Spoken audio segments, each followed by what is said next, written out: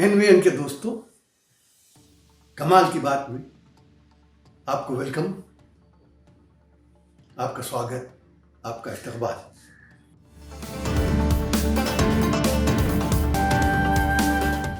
दोस्तों, पटना में तमाम अपोजिशन पार्टीज की बहुत बड़ी कॉन्फ्रेंस है।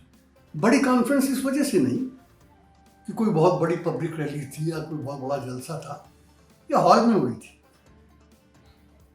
लेकिन बड़ी इसलिए हुई कि ये शायद पहला मौका था कि हिंदुस्तान की पार्टियों के 31 लीडर 31 लीडर वहां एक साथ जमा हुए और सबका नारा एक ही था कि मोदी जी को ये पैगाम दिया जाए कि राज सिंहासन डामाडोल,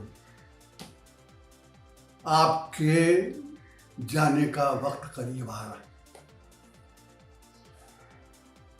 बहुत सारी बातें हुई, उनका जिक्र जरूरी अब तक आप पढ़ चुके हो, बहुत आया है, लेकिन ये एक ऐसा मामला था कि ये कॉन्फ्रेंस तो पटना में हो रही थी,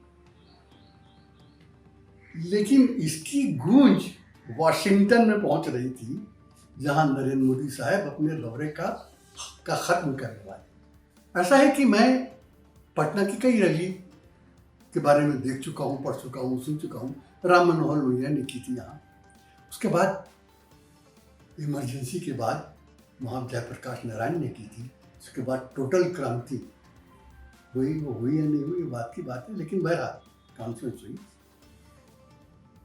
और उसके बाद भी इंदिरा गांधी को जाना पड़ा था। अब इस कॉन्फ्रेंस में हुआ क्या, मैंने बताया 31 लीडर, और कैसे लीडर, मद्रास से लेकर और श्रीनगर तक, तमिलनाडु से लेकर कश्मीर तक के लीडर्स मौजूद थे, और ऐसे ऐसे लीडर थे जो आपस में जिनकी बनती भी नहीं, यानी उमर फारूक भी साथ थे, तो उसके साथ महबूबा मुफ्ती भी साथ थी, एमके स्टालिन भी साथ थे, बहुत से लोग थे। इन तमाम मामलात में हमको एक और साहब भी नजर आए, थोड़े रूठे रूठे, जिनका नाम केजरीवाल था, अरविंद केजरीवाल साहब। बहुत खफा था। खफा इसलिए थे कि वो समझते थे कि इस पार्टी में, इसमें मीटिंग में सबसे पहले इस बात पर डिस्कशन होगा कि दिल्ली में जो ऑर्डिनेंस लाके गवर्नर को सारी ताकत दे दी गई है, और अरविंद केजरीवाल जो चीफ मिनिस्टर हैं दिल्ली के, उनसे सारी पावर साथ में ले दी गई है। अरविंद केजरीवाल चाहते थे कि सबसे पहले इस पर बात, इसमें उसका, उनका और कांग्रेस का थोड़ा सा इख्तलाफ भी है, विरोध भी है, लेकिन वो समझते थे कि इस वक्त वो इतने पावरफुल हैं, अपोजिशन की लीडरों की मदद है, कि वो ब्लैकमेल कर ले राहुल गांधी को भी। लेकिन कांग्रेस के प्रेसिडेंट खड़गे ने आने से पहले ही कह दिया गया था कि ये जो कॉन्फ्रेंस हो रही है, इसमें हमारा मतलब ये है कि सेंटर से वो पावर कब उखाड़ी जाए जिसने हिंदुस्तान में डेमोक्रेसी का सत्यानाश कर दिया। किसी और मसले में बात नहीं होगी। अरविंद केजरीवाल डरे हुए थे कि नहीं, इस पर बात होनी चाहिए, लेकिन सबसे पहले उनको ये बताया नीतीश ने कि ऐसा नहीं होगा, इसमें हमने किसी स्टेट का अलग एजेंडा नहीं रखा है। ऑर्डिनेंस कई जगह आए हैं और आते रहेंगे, और अगर ये हमने इसके खिलाफ कर दिया तो कल वो दोबारा ले आएंगे, तो हम उस पर नहीं जाना चाहते। हम एक ही पॉइंट पर कि दिल्ली से ये गवर्नमेंट कब जाएगी, इस पर एक बुलावा नहीं करेंगे।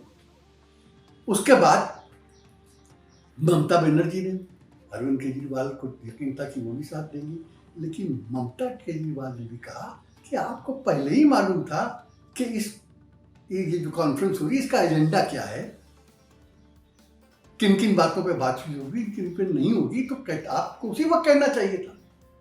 अब आप जब इस वक्त सब जमा हो रहे हैं तब आप ये बात क्यों कर रहे हैं? तो अरविंद केजरीवाल साहब को चुप होना पड़ा।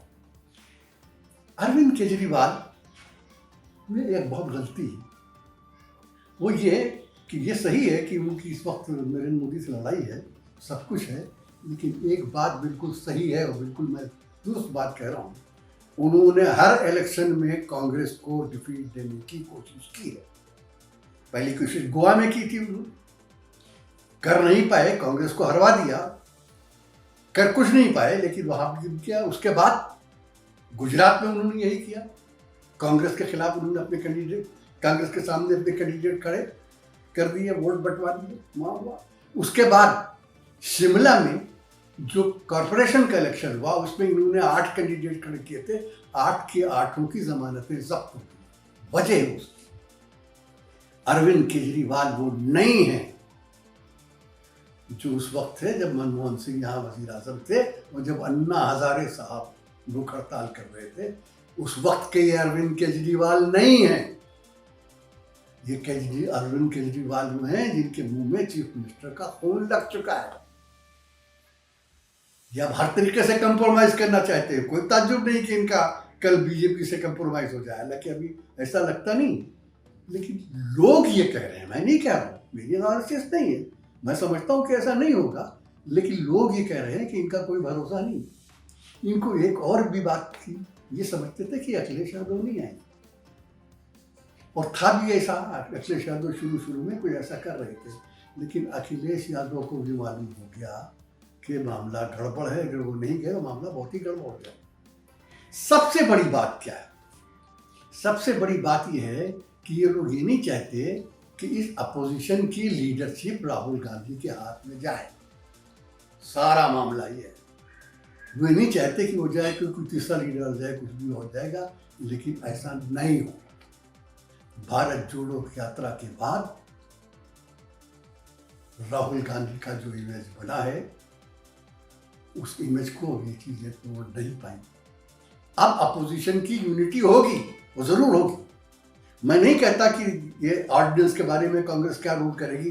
मेरी अपनी एनालिसिस ये है कि अल्टीमेटली कांग्रेस ऑर्डिनेंस के खिलाफ ही जाएगी, लेकिन इस वक्त ये है कि वो अरविंद केजरीवाल के ब्लैकमेल में नहीं आना चाहती, किसी तरीके से नहीं आना चाहती। अब खड़गे साहब ने अनाउंस किया है कि आज की ये कॉन्फ्रेंस जो 23 तारीख हुई है, उसके बाद 10 से 12 तक शिमला में 3 दिन की कॉन्फ्रेंस, और जाहिर है वो कॉन्फ्रेंस तो कांग्रेस करेगी। इसका मतलब उस कांग्रेस की लीडरशिप, उस कॉन्फ्रेंस की लीडरशिप पूरी तरह कांग्रेस के हाथ में होगी, और जो अपोजिशन लीडर वहां जाएंगे वो ये समझ कर जाएंगे कि वो कांग्रेस के नीचे जमा हो, कांग्रेस के नीचे इकट्ठा हो। उसमें ये मालूम होगा कि क्या होगा क्या नहीं होगा। मैं अपनी तौर पर ये समझता हूँ कि जब तक एक अच्छा कॉमन इकोनॉमिक प्रोग्राम नहीं बनेगा, जब तक ये नहीं होगा कि मुल्क की जो स्मॉल स्केल इंडस्ट्रीज है, छोटी इंडस्ट्रीज है, उनको कैसे मदद की जाए, कैसे बाजार को दोबारा सामने लाया जाए, तब तक कोई बात नहीं बनेगी। लेकिन मुझे उम्मीद है कि शिमला में होने वाली 10 से 12 तक की जो कॉन्फ्रेंस है, उसमें ये सब चीज़ें तय हो पाएंगी। इलेक्शन कितने लड़ते हैं, कौन कहाँ से लड़ता है, कौन, ये सब चीज़ें रफ्ता रफ्ता आ जाएंगी। अपोजिशन की यूनिटी एक बार फिर बन रही है, और एक बार फिर नरेंद्र मोदी को पैगाम जा रहा है कि राज सिंहासन डामाडोल। तो दोस्तों, आज बात यही ख़त्म करते हैं, फिर मिलेंगे, जल्द मिलेंगे। तब तक के लिए असल कमाल की टीम की तरफ से खुदा हाफिज, गुड बाय, जय हिंद।